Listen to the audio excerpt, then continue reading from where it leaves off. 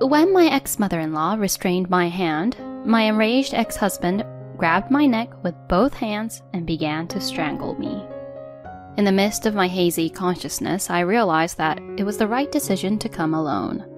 This is the kind of ex-family that would do such a thing. If Monica had come with me, she wouldn't have been safe either. Really, it was the right decision to come alone. Just when I thought it was hopeless, the front door swung open forcefully. Everyone in the neighborhood, the eldest son of this household, is now pinning down a defenseless woman. He is choking her, and the mother is tightly gripping the vulnerable woman. She's helping her stupid son with his domestic violence. I'm Kate. It has been 1 year since I married my husband, Stuart. The reason we met was because we both registered with the same marriage consultation agency, and the staff introduced us to each other. To tell the truth, I was quite desperate to get married. I had a considerable fear of the approaching wall of 40. My college friend got married at a young age at 27, and a few years later, my last remaining single friend also got married at 31. I am an only child, so I don't have any siblings, and my extended family connections are also weak. Even my parents, if everything goes according to plan, will depart before me. I was so scared of loneliness, incredibly scared, until I met my husband. I participated in many free events for singles. However, it seems that I have a poor eye for men, as my closest friend Monica, who got married first among our group at the age of 27, constantly rejected the men I chose. As soon as we met, meeting once a week, we promptly started our matchmaking party debriefings. So, what kind of person is this time? He said he works as a clinical psychologist. I don't really care about his occupation. What did you talk about? Well, he was a very serious person. How so? Can you give me an example? He works at a hospital and the patients rely on him more than the doctors. Isn't that amazing? Anything else? He said he genuinely cares about the patients. He's willing to help as many patients as possible, even if it means volunteering and putting salary second. Rejected! Huh? Why? He's full of self-importance, like he's some kind of hero, but he's not. His need for validation is just too strong. Are you sure about that? Kate, people like him tend to have extreme anger outbursts when things don't go their way. It's better to stay away. Trust me. Well, we can still be friends. I don't think he's even worth being friends with. Yeah, you're right. Even though I said that, I continued the relationship with this man, and I was supposed to go to his birthday celebration. The day before, I slipped on the stairs at work and broke my leg. When I contacted him about it, he unleashed a harsh, verbal attack on me. That's just too much. We had plans for tomorrow, right? Canceling now, isn't that terrible? I'm sorry, but I can't go anywhere with this leg. You should be more careful in life. Tomorrow's my birthday, you know. Oh, thanks to you, it's going to be the worst birthday ever. After that, he abruptly hung up the phone, and communication between us ceased. Monica was right after all. That's what I thought. I met a man who was a public servant but could only spare $500 per month after paying for his car loan and supporting his parents. Monica rejected him, but I didn't listen.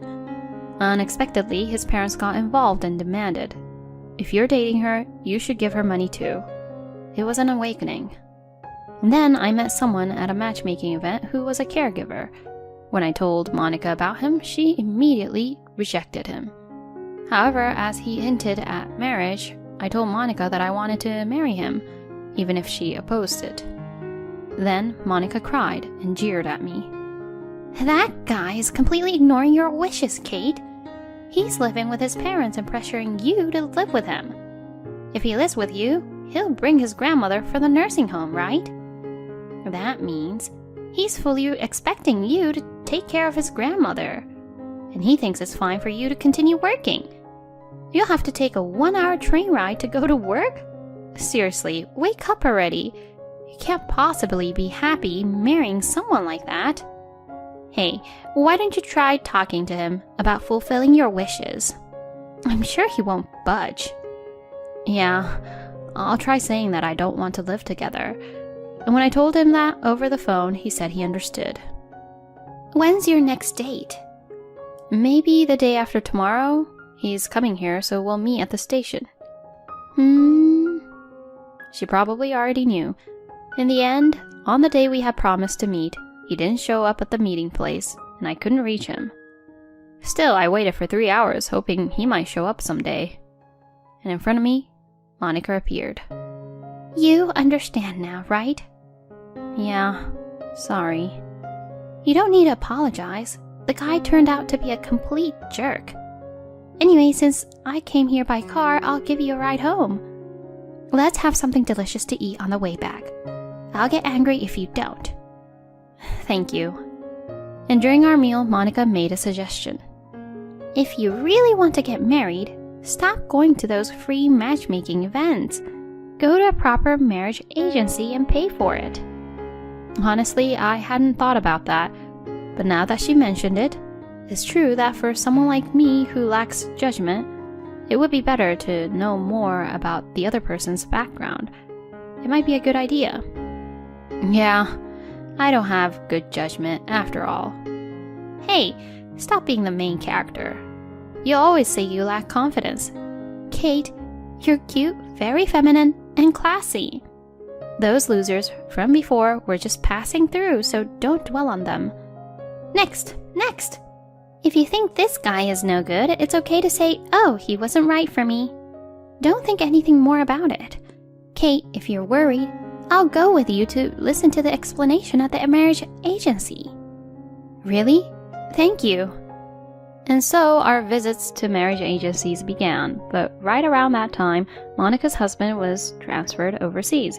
She moved overseas while worrying about me. I can't rely on others anymore. I have to carve out my own life. With that in mind, I joined a marriage agency, and within 3 months, I met my husband and got married. But it seems my judgment was still lacking. Initially, we had promised not to live with our in-laws, but now we are living together. It started when my father-in-law fell ill, and at first, they wanted me to help with his daily needs. But somehow I was persuaded, and we ended up living together. I appealed to my husband multiple times, but he simply brushed it off, saying, I'm the eldest son, and didn't make any effort to change the situation. Moreover, I suspect my father-in-law's illness wasn't genuine. As soon as we started living together, his health miraculously improved. And even though I have a job, the household chores at my in-laws' place are assigned to me as if I were a full-time housewife. Furthermore, my mother-in-law doesn't approve of the way I handle things and always nitpicks, making me do things over. This kind of life has been going on for about 4 months. I was exhausted, both physically and mentally. I consulted my parents about this, but they had traditional views and told me to serve my in-laws since I'm their daughter-in-law. The root cause of all this was my lack of judgment, and it was all because I rushed into marriage. I'm well aware of all that, but I had reached my limit. Although it had only been a short time since we got married, thoughts of divorce were already crossing my mind. In this life, there are my father-in-law, mother-in-law, and husband, but I feel lonely. I got married out of fear of loneliness, but being alone might be better than this. In the midst of all this, another unfortunate event struck me. My parents were involved in a car accident and passed away.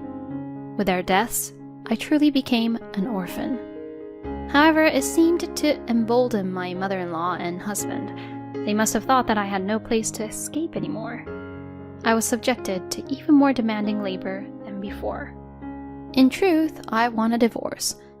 But if I get divorced, I'll truly be all alone. I think this was the most cornered I have ever felt in my life. However, my family didn't attend my parents' funeral. Originally, there were no relatives to attend my parents' funeral except for me, the heir. It was a deeply lonely farewell. But there was one person who attended the funeral. Just one person. It was Monica, who immediately boarded a plane after hearing the news. When she saw me, her eyes were red, and without a word she embraced me tightly. At that moment, everything I had been holding back overflowed, and I cried out loudly. She stayed silent and stayed by my side until the end. Monica, thank you so much today. Yeah, I have to go back. What? I'm not letting you go. I already booked a hotel, so come with me. I followed her to the hotel as she told me to. Just so you know, Kate, you're not alone. If anything happens, I'll definitely help you. Speak your mind freely. Those words gave me courage. I want a divorce. I understand. Well, let's plan it out. If you're going to have a discussion, I'll be there too. Thank you, but I probably don't need to have a discussion. Why not? The divorce papers, I brought them with me. But you still need to get them signed by the other party, right? I already have his signature on his documents. Huh? So far, every time something happened to me, they threatened me with a divorce. I was afraid of being alone, so I couldn't take any concrete action, but they used that as an opportunity to repeatedly show me the pre-filled divorce papers.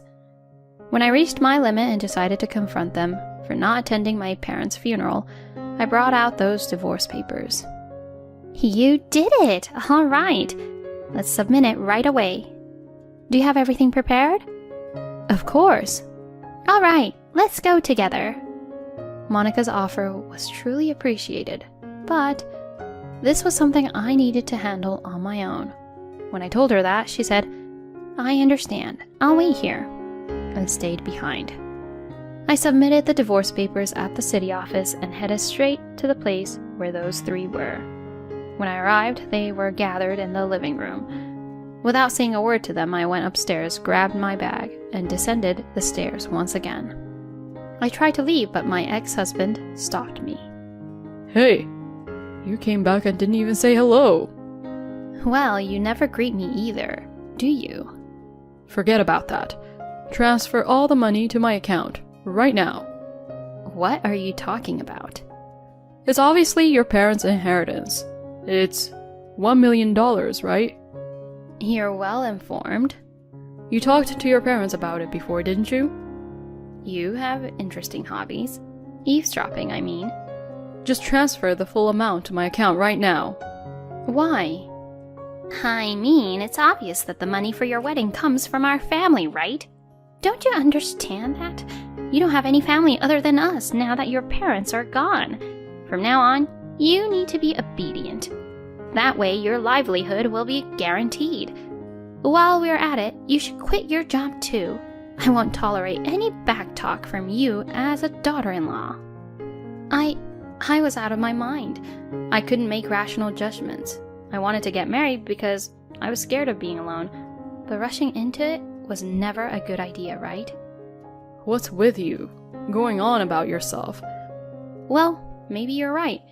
I realized it. Even if I live with the four of you, I still feel lonely.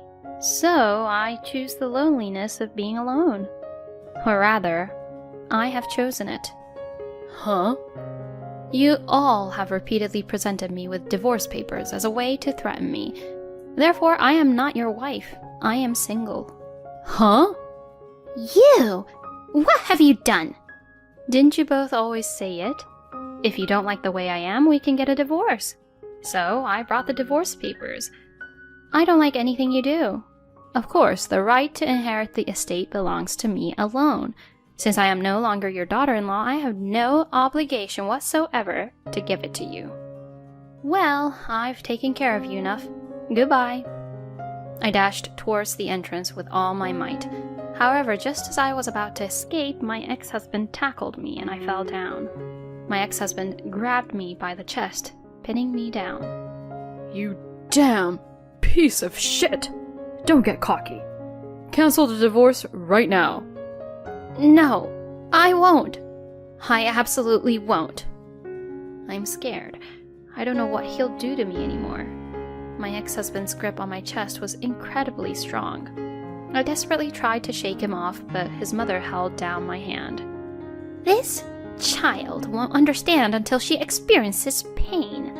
For someone so incompetent, they need the whip of love, don't they? While his mother held my hand, my enraged ex-husband grabbed my throat with both hands and began to strangle me. As my consciousness began to fade, I thought that it was the right decision to come alone. This was the kind of family that would do such things. If Monica had come with me, she would have been safe too, right? Seriously, it was the right decision to come alone. Just when I thought it was over, the front door swung open forcefully. Everyone in the neighborhood, the eldest son of this household, is now pinning down a defenseless woman. He is choking her, and the mother is complicit in her foolish son's domestic violence, starting with mistreating the vulnerable women. I was startled the moment Monica's loud voice resounded. My ex-husband released his grip on my neck. Coughing, I looked at Monica and noticed that she had a megaphone, seemingly acquired from somewhere, and she held it to her mouth, raising her voice loudly. And in her other hand, she held a smartphone. Monica's voice reached the neighboring houses, and one by one the residents peeked out from their homes. My ex-husband remained stunned, still pinning me. Then Monica swiftly approached my ex-husband and ex-mother-in-law wearing shoes indoors. With lightning speed, she kicked my ex-husband's face forcefully, sending him flying. How long are you going to keep up with this act? You damn domestic violence scumbag! Hey, you old hag, you're just as guilty too! Monica delivered a powerful blow to my ex-mother-in-law. Hey, you statue over there. What the hell are you doing? Your stupid wife and your stupid son are doing a hell of a job. I'll put an end to it, you pathetic old fool. I'll make sure you pay proper compensation. We'll take you down. This is violence. Oh, really? Fine, let's battle it out in court then. Regardless of how the justice system decides, I haven't done anything wrong. I'll decide for myself what's right or wrong. It's all up to me, you imbecile. I have solid evidence of your violence on my smartphone. So let's see how the justice system judges. Oh, but before that, if Katie files a complaint, it'll be a slam dunk. Ah, that would be delightful. What will you do, Kate? Fine. I'll pay the compensation properly. Is that good enough for you? I'll even agree to the divorce. So please, don't file a complaint. Then it's $60,000. You have nothing to do with this. Just stay quiet. Kate's marriage period is 1 year. Monthly $5,000 for enduring it. So that's $60,000. Hold on. Are you even listening to me? Huh? Who's not listening? You mean yourself? You're not even human. It's ridiculous. Those who harm those in weaker positions than themselves shouldn't call themselves human. Well then, let's submit the complaint and the videos from this smartphone to the police. Fine, I get it. I'll pay, so please stop. I'll make the payment properly. Give me the cash right now. I can't come up with that much money immediately. The dress is in the old man's safe, isn't it? Are you still trying to escape at this point? Everyone in the neighborhood, this domestic violence scumbag. All right, I'll get it. Reluctantly, my ex-husband handed over the cash to me. And then, Monica and I left the house. I'm sorry, I was told to wait, but I couldn't wait. Don't apologize. If you, Monica, hadn't come, I would have been confined in that house. Are you going to file a complaint? No, I got the $60,000. Let's settle it like this. I see. Well, it worked out well with the bluff, didn't it? Huh? Actually, I couldn't record the video. When we arrived at the house, I heard a loud noise. I was too preoccupied with that. Oh, really? Hey, where did you get that megaphone? It's from the dollar store. I thought I'd shout with it. Thank you. Really? Hey, how about you take some time off and come over here? Should I come and visit? Let's go out and have some fun like old times. And so I took 2 weeks of paid leave, completed the necessary procedures for my parents' affairs, and headed to Monica's new place. By that time, there was a huge commotion at the ex-in-law's house. The neighbors reported the incident, and 7 police officers rushed to the scene. It turned into quite a stir. And there was also the boss of my ex-husband, whose house was next to the ex-in-laws. Naturally, the boss also heard about the domestic violence incident and the divorce. I heard that my ex-husband was transferred at work to a rural area.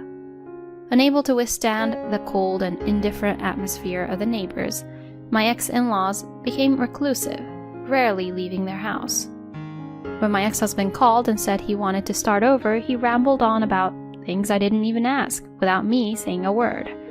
I hung up the phone without saying anything, even though there was an atmosphere of, "Oh, poor me," coming from him. It's been 5 years since then, and I don't know what happened to my ex-family. Although I went through a scary experience, my current environment is very fulfilling. It's because I have already remarried. During those 2 weeks of paid leave, I was introduced to a man by Monica, and we got married 3 years ago. Currently, we are living overseas, and now 3 months have passed since I became pregnant, albeit a little late. I'm incredibly happy that I finally met a wonderful man. Monica's husband's overseas assignment has ended, and they are now living in America, but we stay in frequent contact. It seems that I didn't have a good eye for men, but I certainly had a good eye for friends. From now on, I plan to cherish my family and friends and continue walking through life. It's wonderful that you were able to meet your beloved person. If the ending is good, does that mean everything is good? Well, who knows? From now on, may you spend your days in happiness. Thank you for watching until the end. If you enjoyed it, please consider subscribing to the channel. See you in the next video.